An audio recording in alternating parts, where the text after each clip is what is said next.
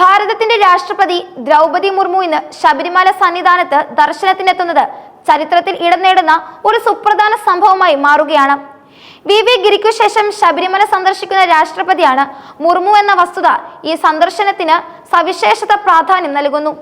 ഏകദേശം 5 പതിറ്റാണ്ടുകൾക്ക് ശേഷമാണ് ഒരു രാഷ്ട്രപതി സന്നിധാനത്തേക്ക് എത്തുന്നത്. 1973 വി ഗിരി എത്തുമ്പോൾ നിലനിന്നിരുന്ന കൊടുംകാടിന്റെ പ്രതീതിയിൽ നിന്ന് ശബരിമല ഇന്ന് വലിയ തോതിൽ മാറിക്കഴിഞ്ഞിരിക്കുന്നു. സൗകര്യങ്ങളും സംവിധാനങ്ങളും വിപുലമായി. ഈ സാഹചര്യത്തിലാണ് ദ്രൗപദി മുർമുവിന്റെ മലകയറ്റം എന്നതും ശ്രദ്ധേയമാണ്. രാഷ്ട്രപതിയുടെ സുരക്ഷാപരമായ പ്രത്യേകതകൾ പരിഗണിച്ച് മുർമുവിന്റെ മലകയറ്റം ജീപ്പിലാണ് ക്രമീകരിച്ചിരിക്കുന്നത്. സാധാരണ തീർത്ഥാടകർക്ക് വാഹനത്തിൽ മല കയറാൻ അനുമതിയില്ല. സന്നിധാനത്തേക്ക് സാധനങ്ങൾ കൊണ്ടുപോകാൻ ട്രാക്ടറുകൾ ഉപയോഗിക്കാറുണ്ടെങ്കിലും ഭക്തർ കാൽനടയായിട്ടോ രോഗികളെ ഡോളുകളിലോ ആണ് സന്നിധാനത്തിലേക്ക് എത്തിക്കുന്നത്.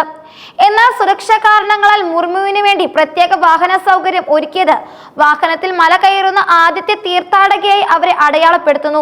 രാഷ്ട്രപതിയുടെ സന്ദർശനവുമായി ബന്ധപ്പെട്ട് ശബരിമലയിലും പരിസര പ്രദേശങ്ങളിലും സംസ്ഥാന പോലീസിനൊപ്പം കേന്ദ്രസേനയും സുരക്ഷാ ചുമതല ഏറ്റെടുത്തിട്ടുണ്ട്. ഉൾവനങ്ങളിലും പാതകളിലുമെല്ലാം വനം വകുപ്പിന്റെയും നിരീക്ഷണം അതീവ ശക്തമായിട്ടുണ്ട്. മുൻ രാഷ്ട്രപതി വി ഗിരിയുടെ സന്ദർശനത്തിന്റെ ഓർമ്മകൾ ശബരിമലയുടെ ചരിത്രത്തിലെ ഒരു വഴിത്തിരിവാണ്. 1973 ഏപ്രിൽ 10 അദ്ദേഹം ശബരിമല സന്ദർശിച്ചത്. രാവിലെ 11 മണിയോടെ സന്നിധാനത്തേക്കെത്തിയ ഗിരിയെ 1001 കതിനകൾ മുഴക്കിയാണ് അന്ന് വരവേറ്റത്. ഉച്ച കഴിഞ്ഞ് 2:15 വരെ അദ്ദേഹം സന്നിധാനത്ത് ചെലവഴിച്ചു. അന്ന് അദ്ദേഹത്തോടൊപ്പം മകനും കോൺഗ്രസ് എംപിയുമായിരുന്ന ശങ്കർ ഗിരി, മറ്റ് മക്കളായ ഭാസ്കർ ഗിരി, മല്ലഗിരി എന്നിവരും ഉണ്ടായിരുന്നു. ദേവസ്വം ബോർഡ് ഓഫീസിന് മുകളിൽ ദേശീയ പതാക ഉയർത്തിയതും അന്നത്തെ സന്ദർശനത്തിന്റെ പ്രത്യേകതയായിരുന്നു. അന്ന് പമ്പയിൽ നിന്ന് സന്നിധാനത്തേക്ക് അദ്ദേഹത്തെ ചൂരൽ കസേരയിലാണ് കൊണ്ടുപോയത്. ഇതോടെയാണ് ശബരിമലയിൽ ഭക്തരെ സന്നിധാനത്തേക്ക് എത്തിക്കുന്ന ഡോളി സമ്പ്രദായം ആരംഭിച്ചത്.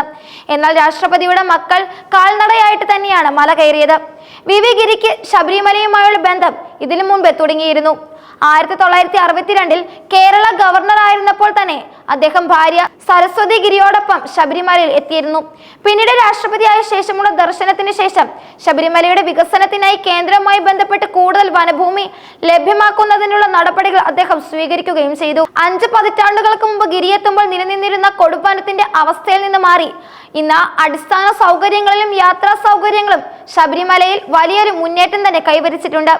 വന്യജീവി ഭീഷണികൾ അടക്കം നിലനിൽക്കുന്ന ഉൾവന പ്രദേശത്ത് ദ്രൗപദി മുർമുവിനായുള്ള സുരക്ഷാ ക്രമീകരണങ്ങൾ അതീവ ശ്രദ്ധയോടെയാണ് ഏകോപിപ്പിച്ചിരിക്കുന്നത്. നിലവിലെ രാഷ്ട്രപതിയുടെ സന്ദർശനത്തിന് മറ്റൊരു രാഷ്ട്രീയ പ്രാധാന്യം കൂടിയുണ്ട്. ആദിവാസി വിഭാഗത്തിൽ നിന്ന് രാജ്യത്തിന്റെ പരമോന്നത പദവിയിലെത്തിയ ദ്രൗപദി മുർമുവിന്റെ ശബരിമല ദർശനം രാജ്യത്തെ ആദിവാസി പിന്നോക്ക വിഭാഗങ്ങൾക്കിടയിൽ വലിയ ശ്രദ്ധ നേടുന്ന ഒന്നാണ്.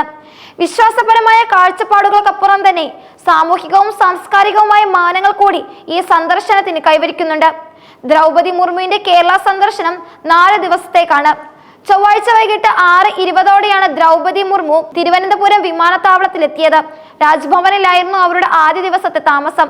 ഇന്ന് രാവിലെ 9:35 തിരുവനന്തപുരം വിമാനത്താവളത്തിൽ നിന്ന് ഹെലികോപ്റ്ററിൽ നിലയ്ക്കലിലേക്ക് വന്നു. അവിടെ നിന്ന് റോഡ് മാർഗം പമ്പയിലെത്തി. തുടർന്ന് പ്രത്യേക വാഹനത്തിൽ സന്നിധാനത്തിലേക്ക് യാത്ര തിരിച്ചു. ശബരിമല ദർശനം പൂർത്തിയാക്കിയ ശേഷം രാത്രിയോടെ അവർ തിരുവനന്തപുരത്ത് തിരിച്ചെത്തും.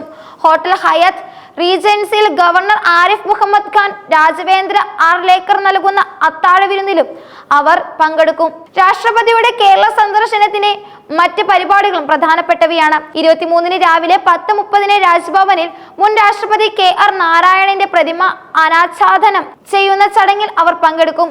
ഇത് മുൻ രാഷ്ട്രപതിയോടുള്ള ആദര സൂചകമായിരിക്കും. തുടർന്ന് 12:50 ശിവഗിരിയിൽ നടക്കുന്ന ശ്രീനാരായണ ഗുരുമഹാസമിതി സമ്മേളനം ഉദ്ഘാടനം ചെയ്യും. കേരളത്തിന്റെ സാമൂഹിക നവോത്ഥാനത്തിന് നിർണായക പങ്കുവഹിച്ച ശ്രീനാരായണ ഗുരുവിന്റെ സമിതി സമ്മേളനത്തിൽ രാഷ്ട്രപതി പങ്കെടുക്കുന്നത് വലിയ പ്രാധാന്യം അർഹിക്കുന്നു.